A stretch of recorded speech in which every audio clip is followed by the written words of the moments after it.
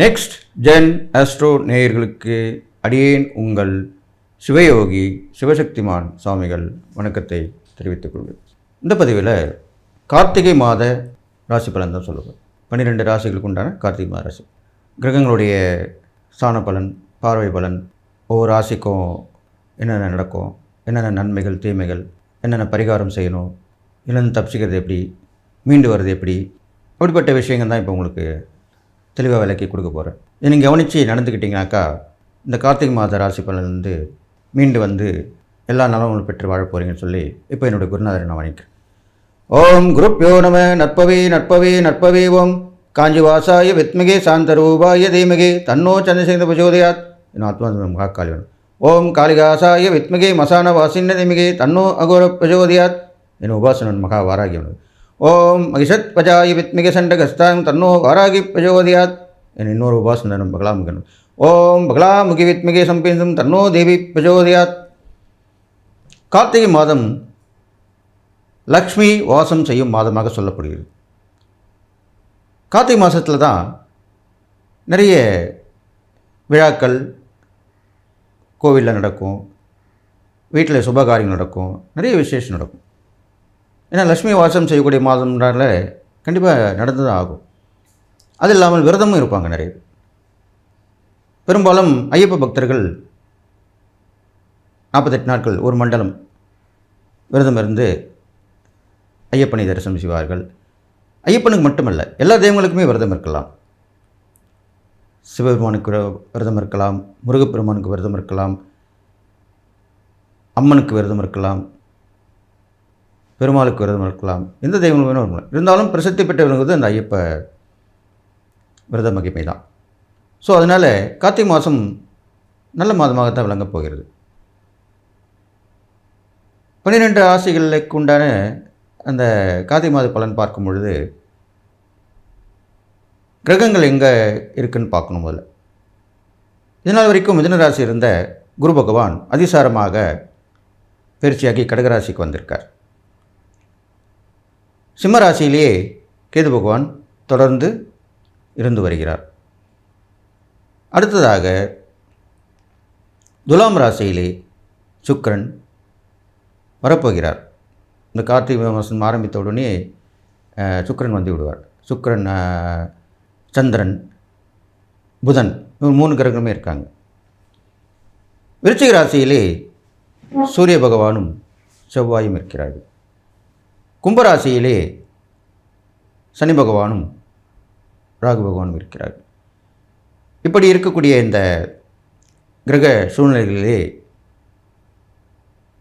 பொதுவான பலன்களில் பார்க்கும்போது ஒவ்வொரு ராசிக்குமே இப்போது சொல்லப் போகிறேன். அதை நீங்கள் கேட்டு தெரிந்து நடந்து கொண்டிருக்கிறானால் எல்லா நற்பலனும் உங்களுக்கு கிடைக்கும் சொல்லி, கும்பராசி நேயர்களே, இந்த கார்த்திகை மாதத்தில் உங்களுக்கு என்ன நடக்க போகுது அதுதான் இப்போ சொல்ல போகிறேன். பொதுவாக கும்பராசிக்காரங்களுக்கு நிறைய திறமை இருக்கும், வெளியே கட்டாமல் இருப்பாங்க. ஆனால் இவங்களை முன்னுக்கு வச்சு நிறைய பேர் சம்பாதிச்சுட்டு போயிடுவாங்க. அது இல்லாமல் கடுமையான உழைப்பாளியும் சொல்லலாம். இவங்களை எதை பற்றியும் கவலைப்படாதவங்கன்னு சொல்லலாம், பெருசாக யோசிக்காதவங்கன்னு சொல்லலாம், வந்தால் வரட்டினா போட்டோம் அப்படி நினைக்கக்கூடியவங்களும் சொல்லலாம். சில நேரங்களில் இவங்களுடைய வீம்பான குணத்தாலேயே நல்ல வாய்ப்புகளை இழந்துருவாங்க. அப்படிப்பட்ட இந்த கும்பராசிக்காரங்களுக்கு இந்த கார்த்திகை மாதத்தில் நல்ல விஷயங்கள் நடக்கிறதுக்கான வாய்ப்புகள் உருவாகும். அதை நீங்கள் பயன்படுத்திக்கணும். உங்கள் ராசியிலே தான் சனியும் ராகுவும் இருக்காங்க. ராசியாதிபதி சனி பகவான் நல்லே தான் செய்வார். இருந்தாலும் சில நேரத்தில் இருக்கிற குணம் சில நேரத்தில் இருக்காது. நல்ல குணங்கள் வரும்போது நல்ல விஷயங்களில் ஈடுபட்டுக்கணும். சோம்பல், சோர்வு, கெட்ட குணங்கள் வரும்போது பேசாமல் இருந்துடணும், எதுவுமே செய்யாமல் இருக்கிறது நல்லது, சிறப்பு. கணவன் மனைவி உறவுக்குள்ள கொஞ்சம் சில பிரச்சனைகள் வந்து போகும், அதை நீங்கள் கவனமாக பார்த்துக்கணும். கடன் வாங்கி கடன் கொடுக்குற மாதிரி ஒரு சூழ்நிலை ஏற்படும். அதுக்குள்ள கடனும் கிடைக்கும், அது மாதிரி பண்ணிக்கலாம். ஒரு பஞ்சாயத்து முடிஞ்சு இன்னொரு பஞ்சாயத்து உருவாகும். அந்த பஞ்சாயத்தில் வெற்றி பெறுவீங்க. ஒரு பஞ்சாயத்தில் தோல்வி வரும், இன்னொரு பஞ்சாயத்தில் வெற்றி கிடைச்சிடும்.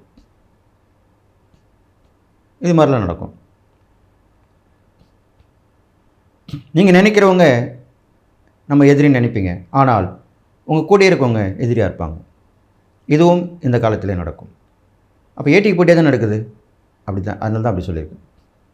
அப்போ நீங்கள் கவனிக்கணும். அப்போ என்ன பண்ணணும்? கவனம் சிதறாமல் இருக்க வேண்டும். ஒரே மனநிலை, தெரிந்த மனநிலை. அதுக்கு என்ன பண்ணணும்? தியானம், தபம், ஜபம், தொடர்ந்த இறை வழிபாடு இதெல்லாம் செஞ்சுட்டு வரணும். விடிகாலைல எழுந்திருங்க, பிரம்மத்தில் உட்காருங்க, உங்கள் குலதெய்வத்தை நினச்சிங்க, இஷ்ட தெய்வத்தை நினச்சிங்க, தொடர்ந்து அந்த நாமாக்களை சொல்லிட்டு வாங்க. அவ்வளோதான். கோயில் போக முடிஞ்சால் கோயில் போயிட்டு வாங்க, இல்லைன்னா மனசால நினச்சிக்கிட்டே இருங்க. இது மாதிரிலாம் பண்ணாலே போதும். உங்களுடைய திறமையை வளர்த்துக்குங்க, திறமையை வெளிக்காட்டுங்க, தப்பு கிடையாது. கஷ்டமான நேரத்தில் தான் நீங்கள் படித்த படிப்பு உங்கள்கிட்ட இருக்க திறமை சோறு போடுன்னு சொல்லுவாங்க. கேள்விப்பட்டிருக்கீங்களா? அதுதான் உண்மை. அப்போ கஷ்டமான நேரத்தில் தான் நம்மளுடைய திறமையை வெளிக்கொண்டு வரணும். நம்ம குணத்தை காட்டணும், நல்ல குணத்தை காட்டணும். அப்போ 4 பேர் நம்மளை பார்த்து உதவி பண்ணுவாங்க. பாவம் கஷ்டப்படுறான், அவனுக்கு உதவி பண்ணணும். நீ கொடுத்தா கூட கொடுக்கட்டின போ, நான் போயிடுச்சுக்கிறேன், நான் அப்படியே பார்த்துக்கிறேன், அப்படி சொல்லக்கூடாது. நாம் சொல்லும் வார்த்தைகளில் தான் விஷயமே இருக்குது. அடுத்தவங்க நம்மளுக்கு உதவி பண்ணுறதும் பண்ணாது. அது தெரிஞ்சு நடந்துக்கிட்டிங்கனாலே போதும். பெரும்பாலும் இந்த கும்பராசிக்காரங்களுக்கு இப்போ உள்ள காலகட்டத்தில் பார்த்திங்கனாக்கா சில நோய் நொடிகளும் வந்து போகும். இனம் புரியாத நோய் நொடிகள்னு சொல்லுவாங்க. என்னன்னே தெரியாது. டாக்டர் போகும், அது ஒன்று நீங்கள் ஒன்று நினைப்பீங்க, அது வேறு மாதிரி இருக்கும். அப்போ அது எப்படி? உள்ளுக்குள்ளே இருக்கக்கூடிய விஷயம்தான். அப்போ என்ன பண்ணணும்? கவனமாக இருக்கணும். நீர்நிலையில் போகக்கூடாது, இரவு நேரங்களில் வெளியில் சுற்றக்கூடாது, மரம் செடி கொடிகள் பக்கத்தில் போகக்கூடாது, கண்டதை வாங்கி சாப்பிடக்கூடாது. இது மாதிரிலாம் இருந்தீங்கனாலே அதுலேருந்து நீங்கள் மீண்டு வந்துடுவீங்க. அடுத்ததாக உங்களுக்குன்னு பிடிச்ச ஒரு தெய்வம், இஷ்ட தெய்வம், அதை வழிபட்டு வரணும். அதுக்கு எதாவது வேண்டியிருந்தீங்கன்னா அதை இப்போ செய்யலாம், பிரார்த்தனை பண்ணலாம், வேண்டுதல். அதுக்கு நான் இது பண்ணுறேன், இது முடிஞ்சால் நான் செய்கிறேன் அப்படின்னு சொல்லியிருப்பீங்க. அதை இப்போ நீங்கள் செய்யணும். அதுக்குண்டான காலகட்டம் தான் இப்போ வந்துடும்.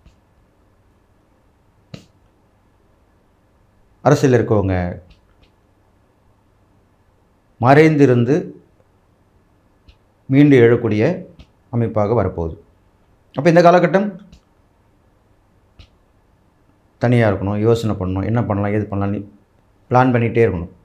அதுக்குள்ளான காலகட்டம் வரும்போது அதில் நீங்கள் பயன்படலாம். சினிமாத்துறை மற்றும் உள்ள உங்கள் ராசிக்கேற்ற நீர்வளத்துறை, அது இல்லாமல் உடல் உழைப்பை கொடுக்கக்கூடிய துறைகள், மருத்துவத்துறை,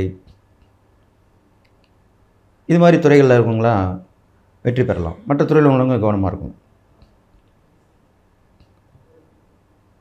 நீங்கள் உண்டு, உங்கள் வேலை உண்டுன்னு இருக்கணும்.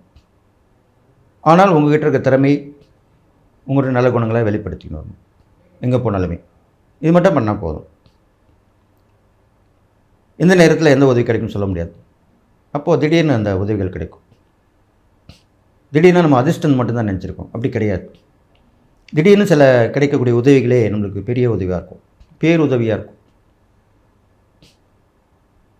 அதுதான் உண்மை. அதை நீங்கள் பயன்படுத்திக்கணும். நீங்கள் செய்யக்கூடிய இறை பரிகாரம் பார்க்கும்போது உங்கள் ராசிபதி சனி பகவான் தான்.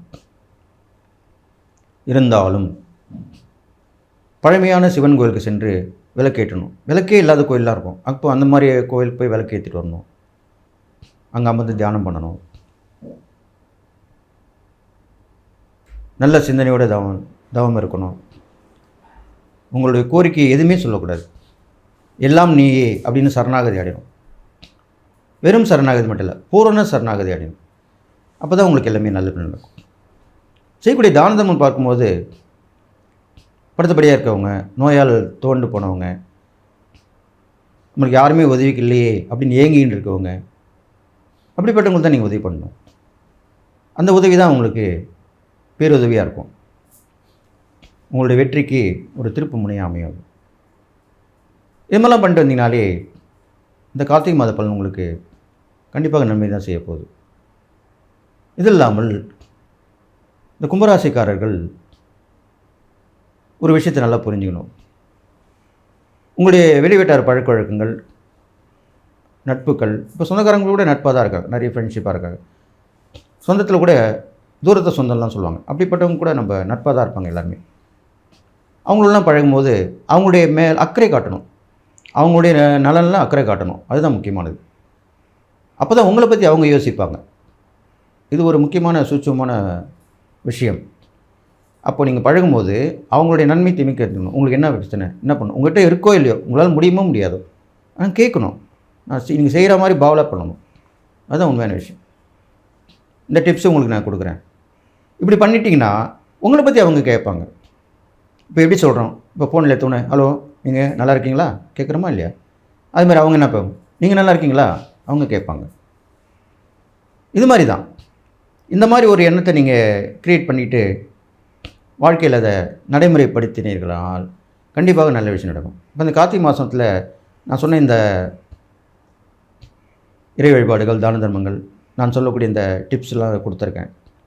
இதெல்லாம் நீங்கள் பயன்படுத்தினீங்கன்னா கண்டிப்பாக ஒரு முன்னேற்றமான காலமாக தான் இது இருக்க போகுதுன்னு சொல்லி எல்லா நலமும் பெற்று வாழ்வின்னு சொல்லி வாழ்த்தி விடைபெறுகிறேன். நன்றி.